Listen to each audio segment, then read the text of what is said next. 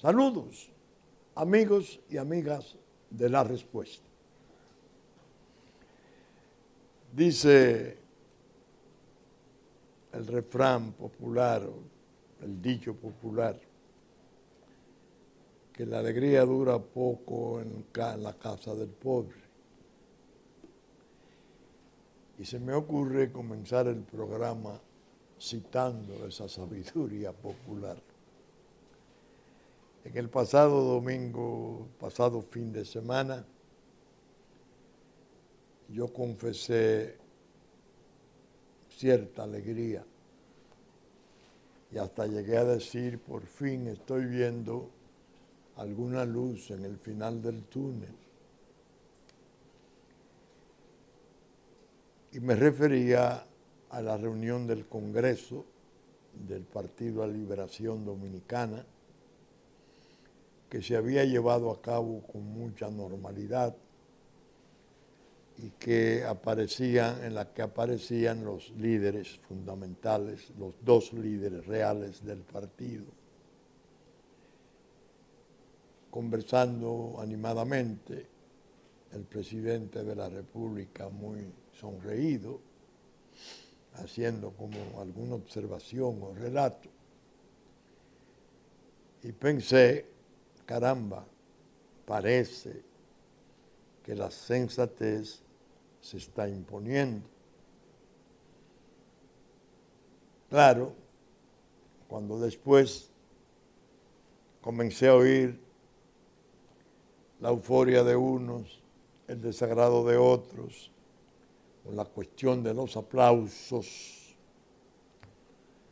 me fui dando cuenta de que mi alegría era propiamente natimuerta. La semana, un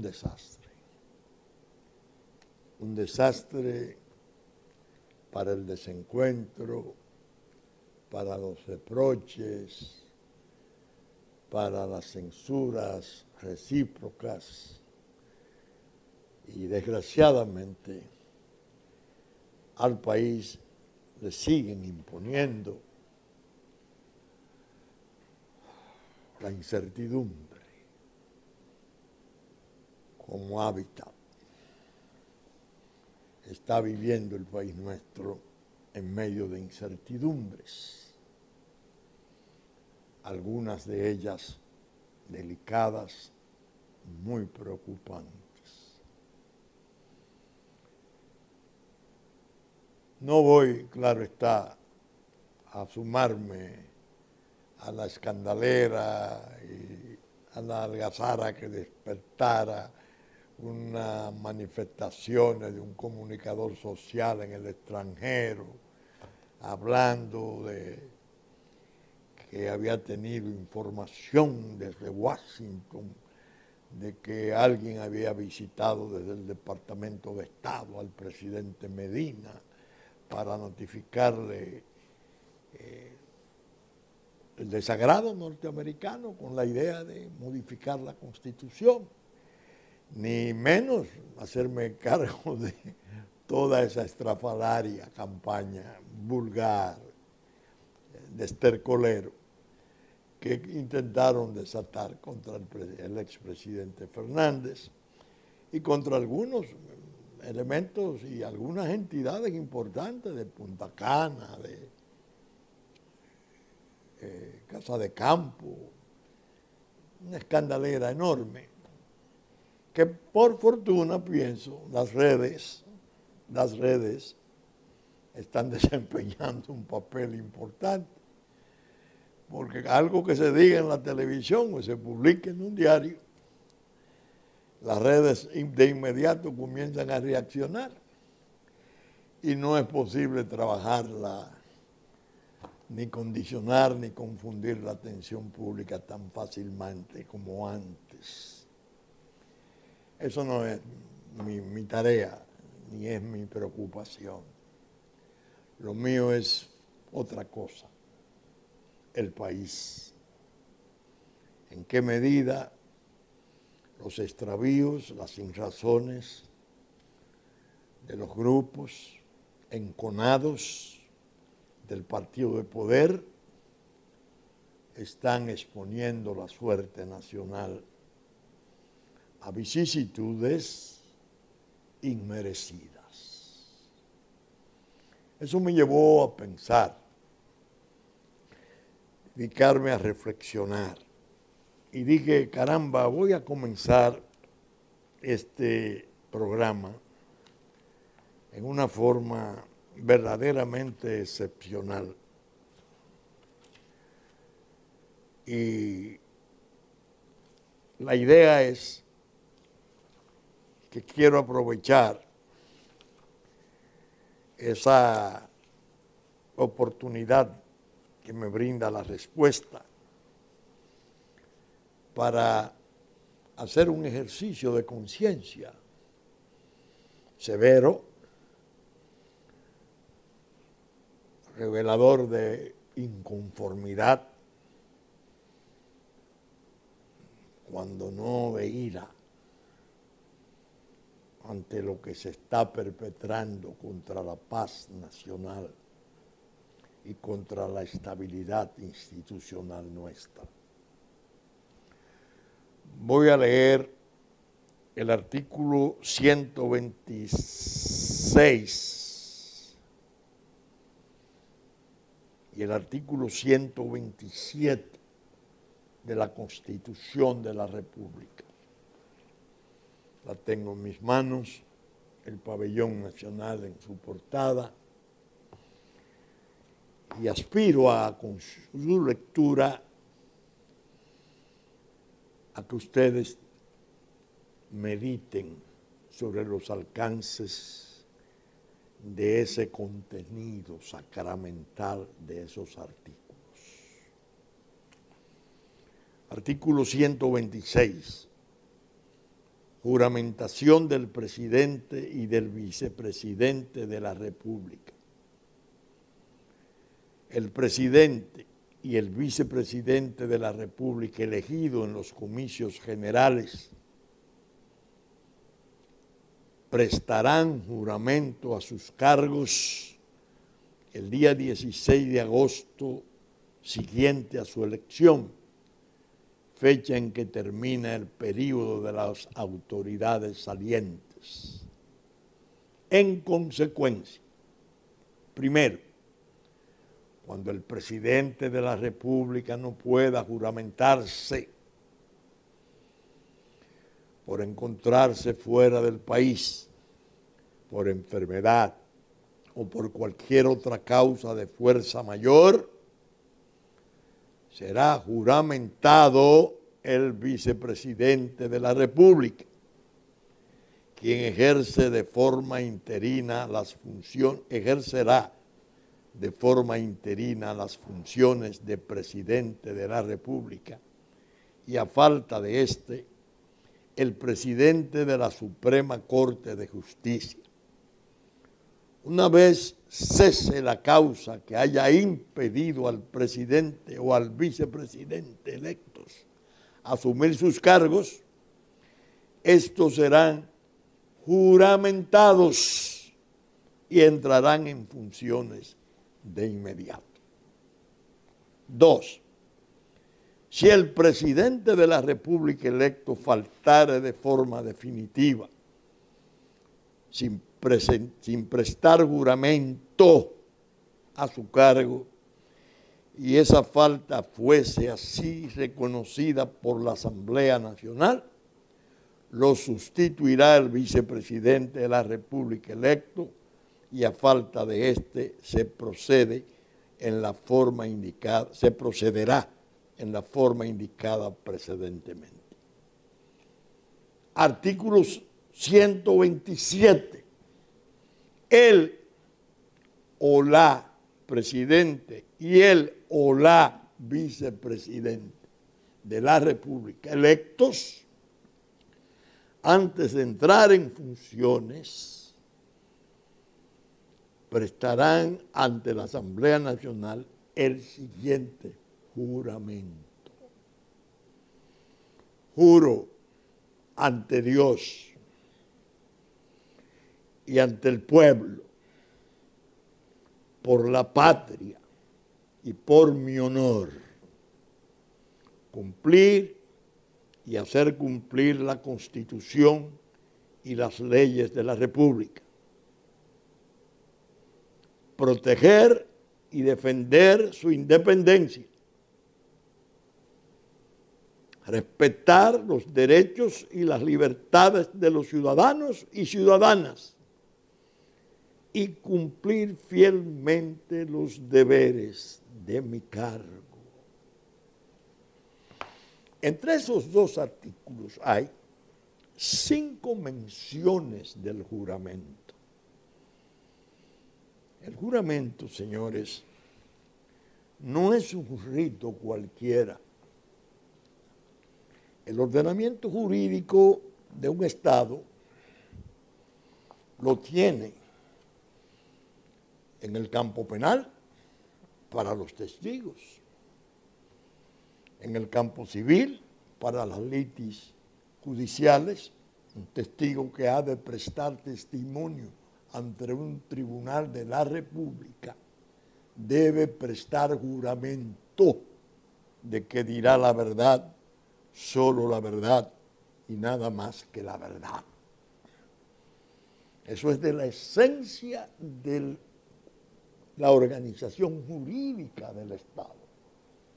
Pero al presidente o a la vicepresidente o a la vicepresidente le impone formalmente en la Constitución ese juramento y lo describe. Es un mandato tan importante que alcanza tantas cosas de la vida nacional que el Estado, en su organización jurídica y en esta ley de leyes, que es la base fundamental de su organización, le dice a la persona que ha recibido el favor de la elección para ese cargo tan importante: usted va a prestar juramento así, ¿eh?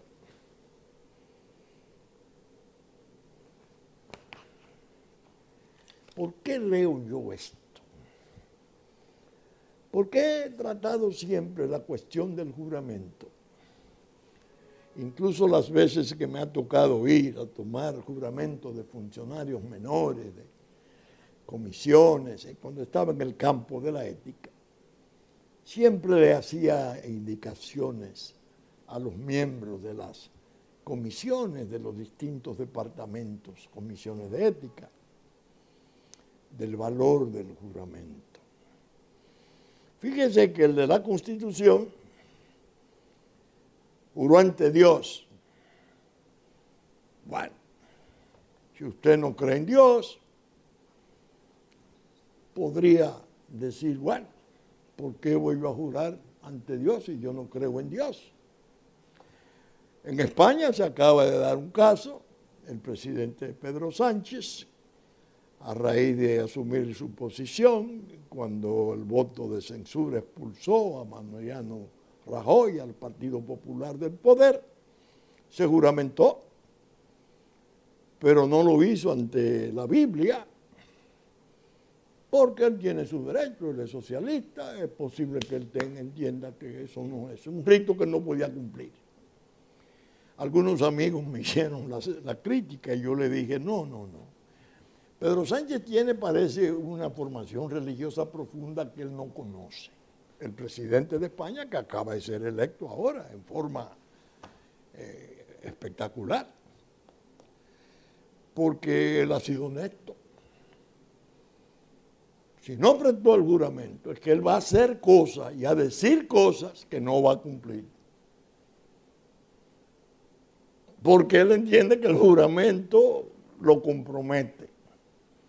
Si jura hacerlas, o forzar a hacerlas, o vigilar cómo se hacen las cosas, y no lo va a hacer, como dice el ritual, él prefiere no prestar el juramento. Ahí están los problemas en España, las lealtades y los problemas territoriales, es otra cosa, es una digresión. Ahora bien, entre nosotros Danilo Medina ha prestado juramento 2 veces,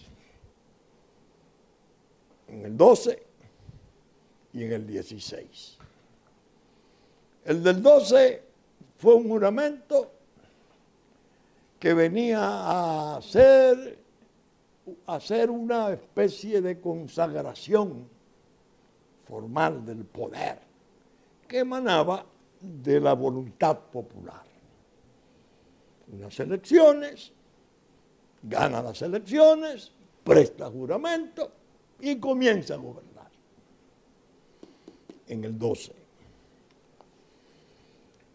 Cuando pasan algunos meses, algunos años, un año mínimo, se comienza a sentir el hormigoneo de que su seguimiento, la gente que le sigue, que le está sirviendo en el poder, entendía que un periodo era muy poco tiempo. Él, a mí, no a nadie, no a mí, en una reunión que he contado muchas veces, respondiéndome a mí sobre un consejo que le diera en diciembre del 12 sobre la cuestión del negocio eléctrico y los escándalos peligrosos que genera, yo le pregunté, usted prometió en su campaña que construiría una planta de carbón. ¿Por qué no se emprende esa en lugar de esta que es de medio uso, que no se ha usado, pero es problemático, puede generar escándalo? Era una oferta de una planta que le hacían. Y él quiso ir a sus asesores y a sus amigos. Y yo era uno de ellos. Entonces él dijo, no, yo no la voy a hacer porque es que entonces me dicen que dura mucho tiempo, se pasa del tiempo y yo no quiero pasar un día después de mi periodo. Oigan, ¿cómo es? A mí, al grupo César Pina, el doctor Pereira, Gustavo Montalvo, el presidente, y yo. Ese era diciembre del 12. Bueno, viene al país en febrero del 13 Luis Ignacio Lula da Silva, su amigo, conocido, que él había conocido en Brasil cuando era presidente, bueno, y dice ante un acto de la juventud que 4 años es muy poco, que hay que darle más tiempo a Danilo Medina en el poder. Un discurso de Lula da Silva, que es un tipo encantador. Y eso se vino abajo. Bueno, un presidente de tanto éxito en Brasil, dar una opinión de ese tipo era algo atendible. Con 4 años él no va a poder, él necesita 4 años más. Bueno, fíjense la fecha. Yo comencé a inquietarme y comencé desde la respuesta en artículos, en conversaciones, a ir insistiendo en que, señores, no intenten modificar la Constitución sin antes aprobar la ley de referendos. En el 2010, esta Constitución aprobó 3 versiones del referendo.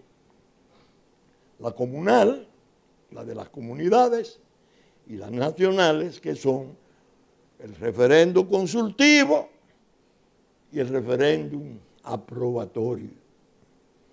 Para la gente común, es la consulta al pueblo en un evento electoral, similar al electoral, en que concurren bajo la dirección de la Junta Central Electoral el votante y dice sí o no cuando se trata de reformas, de cuestiones de derechos fundamentales, trastornos de identidad, problemas de territorio, es decir, cosas pesadas, importantes. Hay que poner a opinar al pueblo. Escribí y dije sobre eso hasta el cansancio. La tesis era sencilla, señores. No intenten una reelección en base a modificar la Constitución para que ésta pase a permitirlo, porque se va a ilegitimar todo. Aprueben la ley de referéndum para organizar un referéndum consultivo. Y una vez el pueblo admita la modificación, hay que celebrar otro referéndum para que el pueblo admita, no ya que se haga, sino cómo se hizo.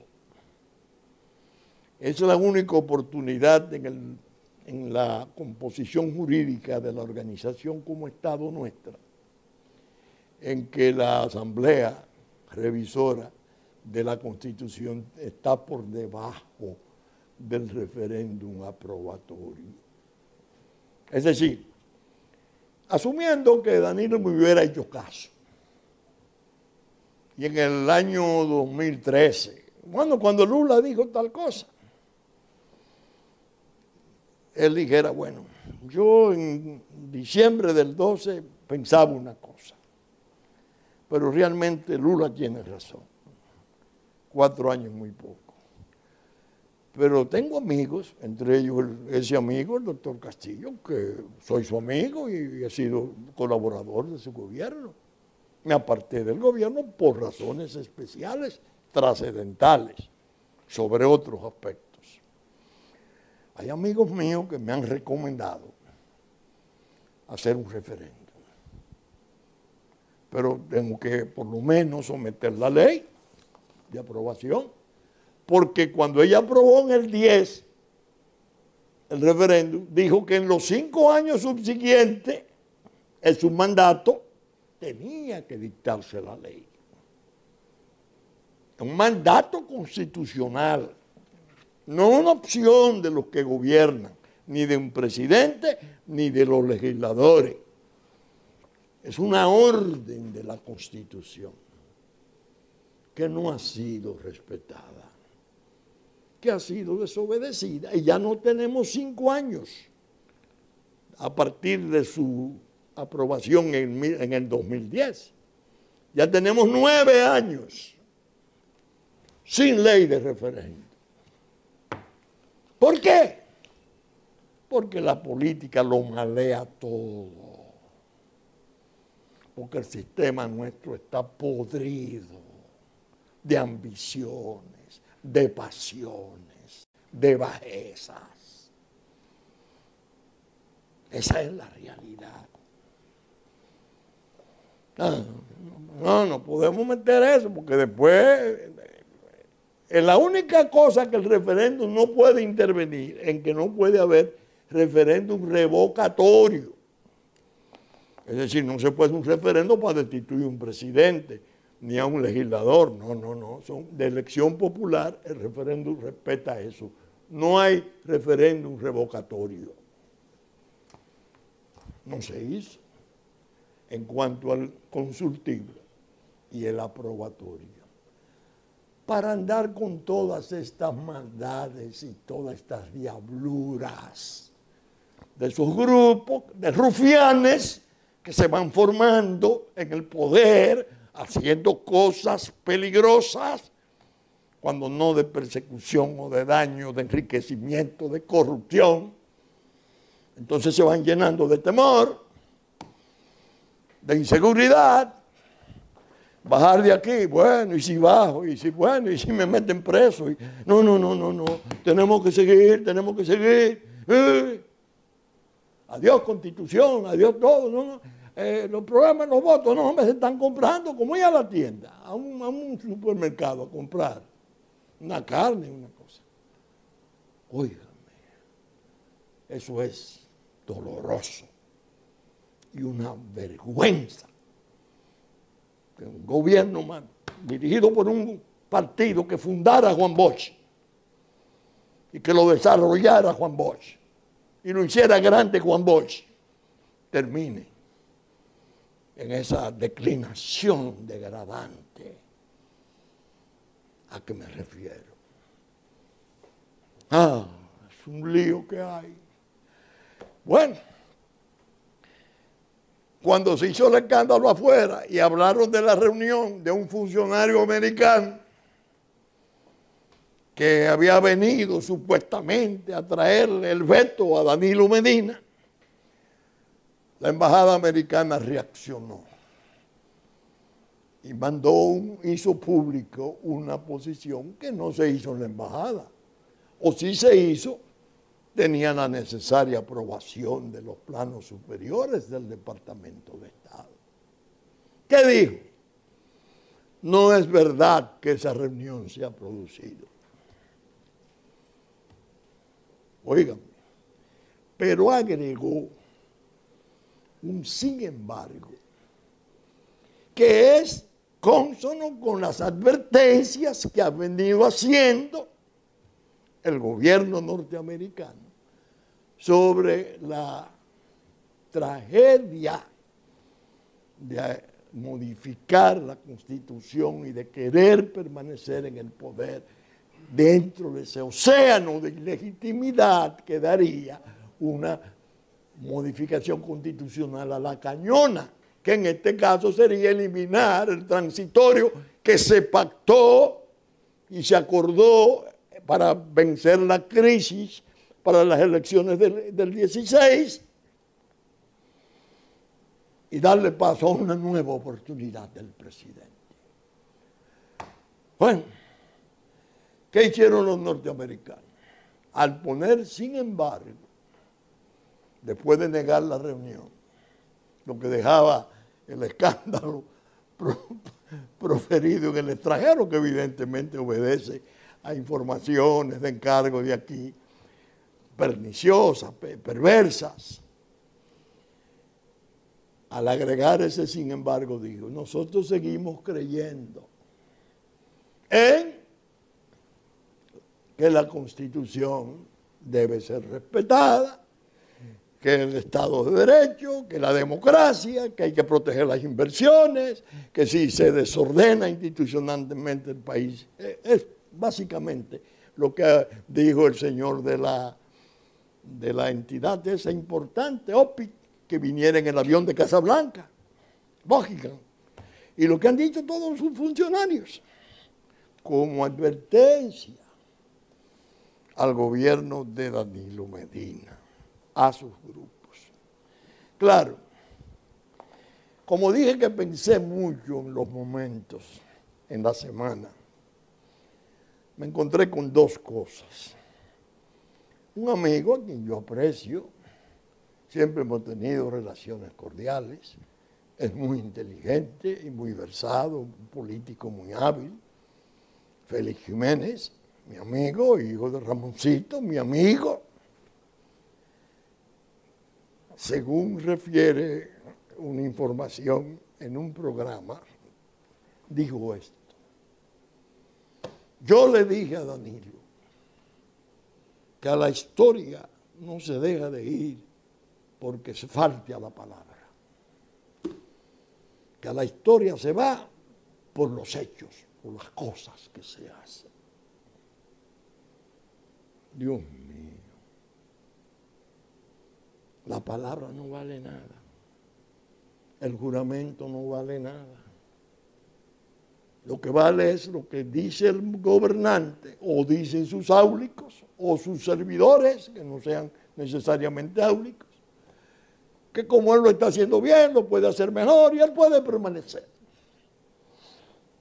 Eso es absolutismo.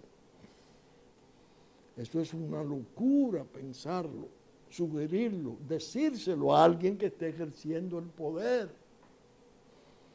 Porque es un tipo de expresión, de consejo, desquiciante, alaba, eleva el ego del quien la recibe, lo puede turbar, lo puede separar de la percepción de la realidad, y ahí viene la tragedia.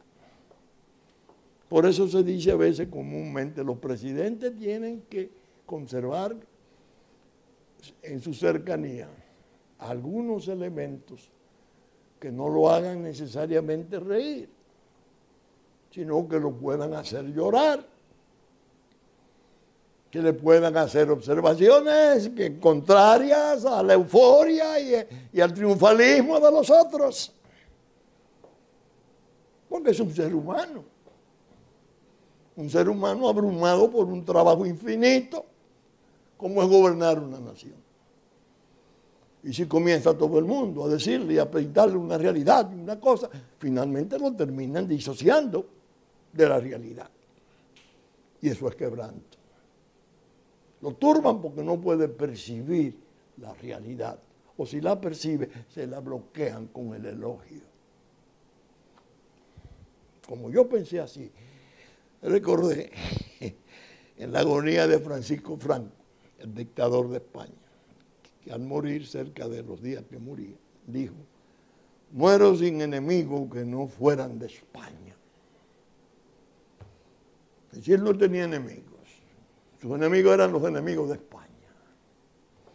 Son esas entronizaciones del ego de un ser humano que ejerce el poder y se identifican con el Estado y con la eternidad en una forma enfermiza. La realidad era otra. Pero bien, me puse a pensar y digo, caramba, en una de mis conferencias, 3 que voy a publicar en estos días y pondré en circulación sin ninguna parafernalia informal, hay una que yo dicté en el 10 sobre el entorno nacional y la reelección. Y yo me agarré de la mano de Bolívar. Dije muchas veces, estoy profanando al héroe, pero me voy a albergar en su pensamiento. Y encontré 2 cosas de Bolívar que siguen teniendo una vigencia enorme para los pueblos de Latinoamérica y en gran modo de otras partes del mundo. Dice, en la reunión del Consejo de Gobierno del 27 de abril de 1826, Simón José Antonio de la Santísima Trinidad Bolívar y Palacio, libertador de 5, creador de 5 naciones, decía: nada es tan conforme con las doctrinas populares como consultar a la nación en masa sobre los puntos capitales en que se fundan los estados, las leyes fundamentales y el magistrado supremo.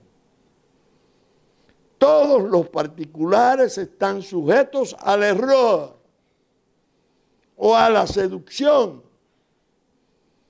pero no así el pueblo, que posee en grado eminente la conciencia de su bien y la medida de su independencia.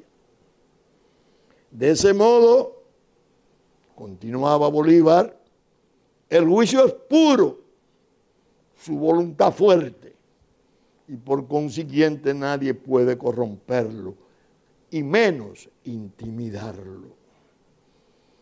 Yo tengo pruebas irrefutables del tino del pueblo en las grandes resoluciones, y por eso he preferido sus opiniones a las de los sabios. Fin de la cita. Después, en el Congreso de Angostura, tuvo esta expresión, esta reflexión formidable, que no es incompatible con la otra. ya él estaba experimentando la tragedia de cómo la política iba maleando al poder constitucional y a esa legitimidad de la voluntad popular.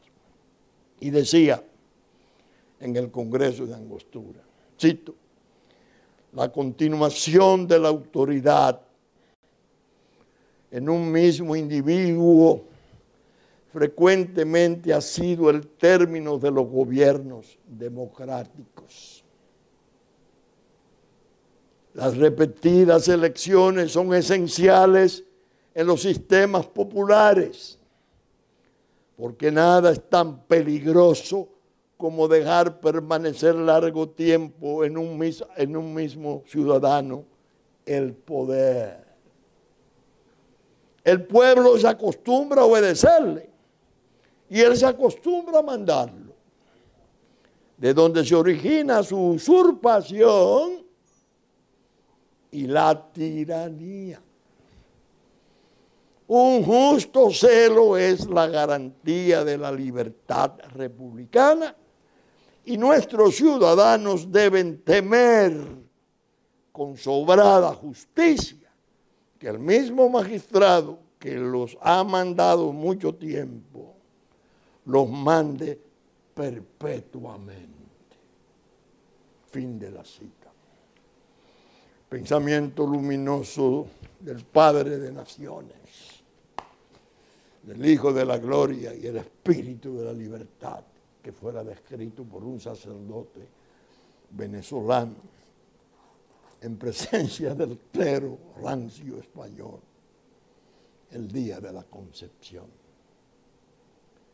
Simón José Antonio de la Santísima Trinidad, Bolívar y Palacio. Miren cómo esos pensamientos sirven de eje para la guía de las naciones. Uno viendo esto, uno dice, Dios mío, pero es que no puede ser. Y yo advierto muchas veces, señores, no responsabilicen al hombre del poder esencialmente. La gran responsabilidad reside en los grupos que le circundan. Su pecado es no lanzar un foso final ahí de distancia entre el consejo elogioso, entre la animación mentirosa, porque en el fondo cada quien anda con su agenda para permanecer, tiene sus intereses, y la suerte histórica de su trabajo y la suerte nacional, la suerte de la república, la suerte de la paz. Alguien me decía, bueno, estos americanos viven opinando, tienen ellos que opinar, son gente así, están apasionados. Y yo le decía, mira, esos americanos están trabajando con una experiencia histórica de ellos con respecto a nosotros. De muchas maneras propiciaron, apoyaron, consintieron el desconocimiento de la Constitución del 63 y nos privó del goce de un gobierno dirigido por un Juan Bosch, un prócer de la República. Y vino un facto, y el facto fue odioso, y después vino la guerra civil, y vino la intervención extranjera, 40.000 hombres ocupando nuestra patria, para escándalo del mundo. ¿No cree usted que es en el vacío que están opinando? Sobre todo con los problemas de la región. Tienen a Maduro en Venezuela y a Diosdado Cabello y los grupos de poder del chavismo, de lo que queda del chavismo, porque hay otro chavismo que no está participando propiamente. Tienen los problemas de Evo para un cuarto periodo, pero es una situación especial, porque el origen de la Aymara, eso es otra cosa, Bolivia. Tienen Nicaragua, tienen Cuba con 60 años, de un gobierno duro, fuerte, socialista.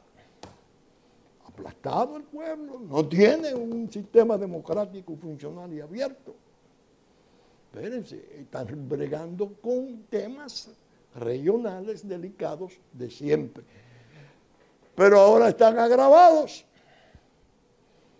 Ahora ocurre que a ese gobernante nuestro, Danilo Medina, no sé quiénes pudieron meterlo en el error de hacer cuanto se hiciera con China, en el momento que se hizo y en la forma en que se hizo, desafiando las peligrosas características de una guerra de comercio que tiene un trasfondo ideológico que los Estados Unidos están librando con China. Nosotros condenados por la geografía a estar en el vientre de Estados Unidos y China eufórica entrando a América y al Caribe con gran entusiasmo a través de nosotros. ¿O ustedes creen que son pequeños los intereses que hay de por medio? Pero entonces, ¿y el país? Al lado, un caos, una jungla caótica, que no hay manera de organizarla. Si nosotros nos desestabilizamos aquí y se pierde la paz y vienen por los errores de la dirección política nuestra esos trastornos, preparémonos para lo peor. Porque terminamos perdiendo la independencia.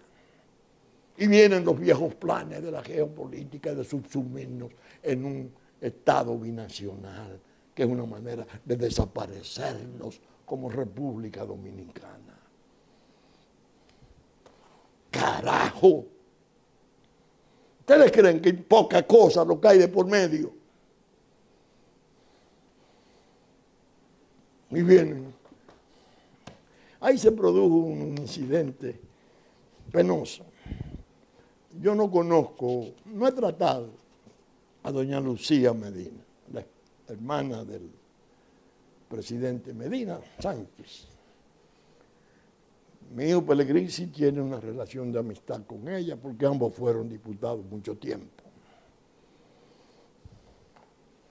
Va a un programa y dice que ellos, su hermano, tienen todas las posibilidades de perpetuarse en el poder. Naturalmente, las redes lo que publican y repiten es eso, pero no hacen mención de lo que ella siguió diciendo. Ella dice, bueno, eso lo dice todo el mundo, eso lo dicen las encuestas, eso lo dicen los empresarios. Doña Lucía no se da cuenta plenamente de su importancia. Su importancia le viene de la condición de hermana del presidente de la República. Y cualquier afirmación de perpetuarse en el poder que ella refiera, la comprensión pública a donde se va a dirigir es a los designios de su hermano. Ustedes están oyendo. Es difícil el problema presidencial, el ejercicio de la presidencia, porque tiene el sentido figurado del amor del hermano, del primo, del amigo, que lo cree benefactor, que lo cree que lo eleva, que lo anima, que lo entusiasma, que lo elogia, no le hace ninguna revelación que lo pueda contrariar, pero tiene también las agendas penosas de la gente que anda en lo suyo, buscando su salida, su ventaja, no importa lo que venga. Hay muchos incluso que yo los tengo bajo observación, porque en el fondo eso no tiene mayor interés en que el fenómeno electoral se produzca en forma normal. que le encantaría el desorden y el fracaso de la experiencia electoral. Hay gente ahí que entiende que mejor la posición aquella del fullero que yo he hablado tantas veces. A mí no me interesa la normalidad, porque en un desorden no se rinde cuenta. Y en un desorden, bueno, hay tantas cosas que uno ni sabe.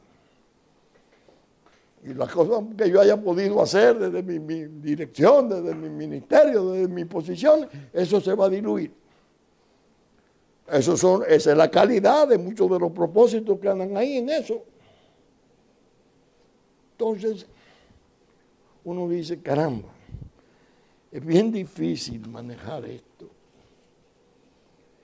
Yo voy a hacer se la voy a dedicar al presidente Medina y a su hermana, doña Lucía.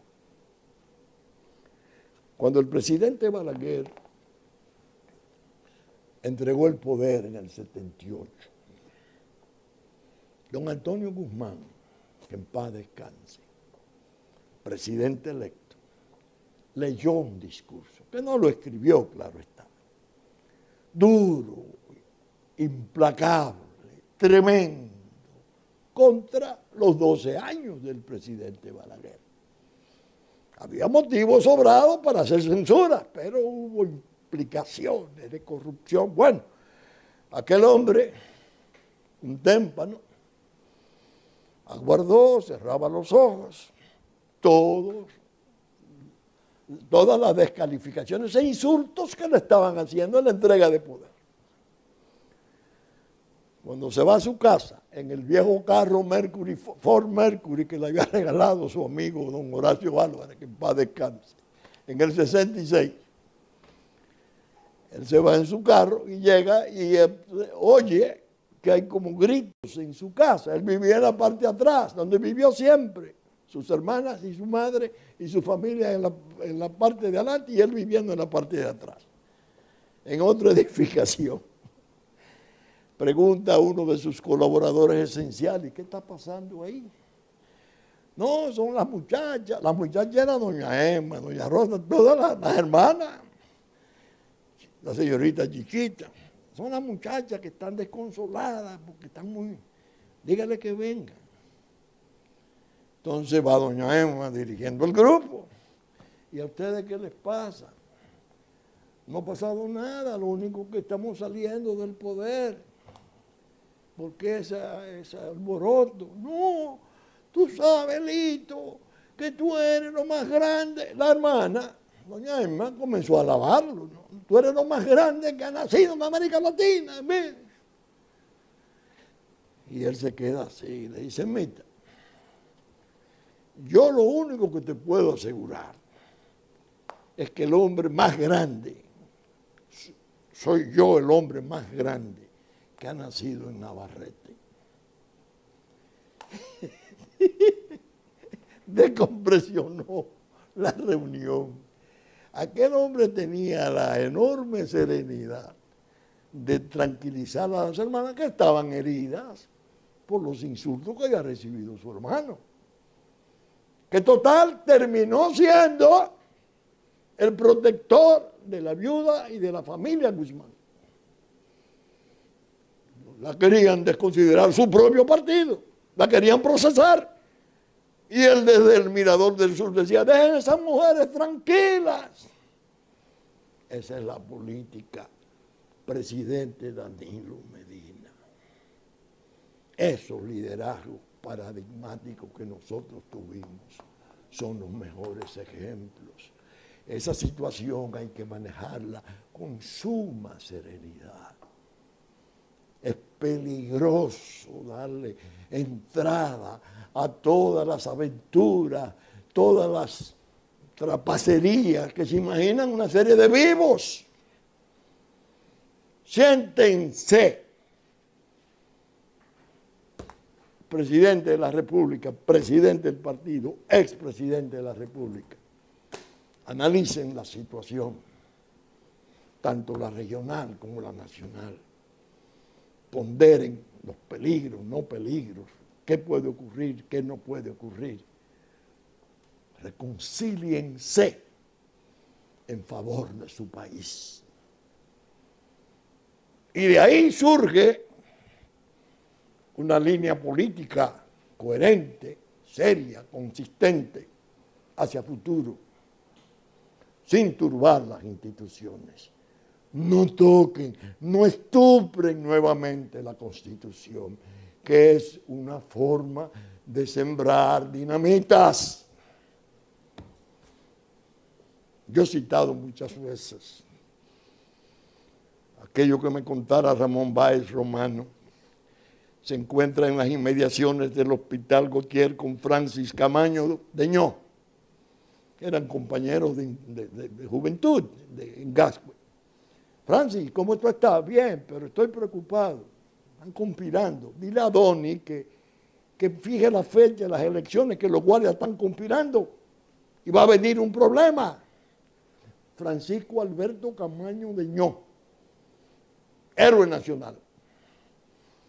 Lo llevan a la presencia de don Enrique, que era también, porque los Rick vivían en Gascue y eran conocidos, la familia Camaño con el Mr. Reed y los muchachos todos, Charlie, todos. ¿Qué es lo que te pasa, Francis? No. Fija fecha de elecciones y abre para que vengan esos viejos que están fuera, esa gente que está fuera, a él da elecciones que están conspirando y va a haber un problema muy serio. Ah, tú siempre con tus cosas. Al otro día, un desayuno de los Cabral, don Marco Cabral y don José María, dos príncipes de la honestidad, dos próceres, tíos de Donald, en un desayuno. Ellos le expresan la preocupación porque tienen la información. Era una carta de 2 párrafos que había que enviar. Sencillamente va a haber elecciones tal día y van a venir los líderes importantes. Pancho Aguirre, oye Pancho lo que dicen los tíos, explícale. Entonces el nicaragüense, director de las Américas, dueño del diario Las Américas, no hombre, ustedes creen que Donald está aquí porque quiere, ese es el poder más grande de la tierra que lo llena. 11 días antes de estallar la revolución. Cuánto sufrimiento, cuántas muertes, cuántos heridos, cuántos daños materiales sufrimos nosotros que se pudieron evitar con una carta de un párrafo. A Danilo Medina yo le digo desde aquí, recapacite, presidente, usted está joven. Que después, dadas las elecciones, que usted pueda propiciarlas, que sea su mérito. Señores, no me jubilen. Traten de ver si pueden quitar este transitorio para yo en el futuro poder intentarlo. Aquí ha habido casos. Balaguer, el mayor, se fue asilado por el patio de la Anunciatura y volvió en el 66 y gobernó 22 años, 12 y 10. Pero eso a futuro, no el tranque de ahora, que puede ser muy peligroso. Bien, saben ustedes que estamos saliendo por Supercanal a las 11 de la mañana de domingo, canal 333 de televisión abierta, que ya nos anticipó el canal 19 Cinevisión a las 6 de la mañana de sábado. Domingo en la mañana, después de la misa de San Antonio, Telefuturo, canal 23, a las 8 de la mañana. Telenor San Francisco de Macorís, el mediodía de domingo, 6 de la tarde de domingo, Impacto, 12 del mediodía de domingo, 9 de la noche de domingo, 9 de la mañana de lunes. TNI, canal 51, 7 de la noche de domingo. Que la radiodifusión está a cargo de la Radio Real de La Vega en nuestra versión central de domingo. Hit 92 a las 6 de la mañana de domingo. Y los diarios, Diario Horizonte de Nueva York y Diario Digital Dominicano, que reproducen nuestros contenidos en sus oportunidades. Los canales de Constanza, Sabaneta, Montecristi, Higüey, Romana y Nagua, que también reproducen nuestros contenidos en los tiempos pertinentes. Con la gracia de Dios, esperamos estar con ustedes Y recordarles, estamos en YouTube. Cuando pierdan el canal, YouTube, ahí estará su respuesta. Muchas gracias y hasta el próximo fin de semana venidero.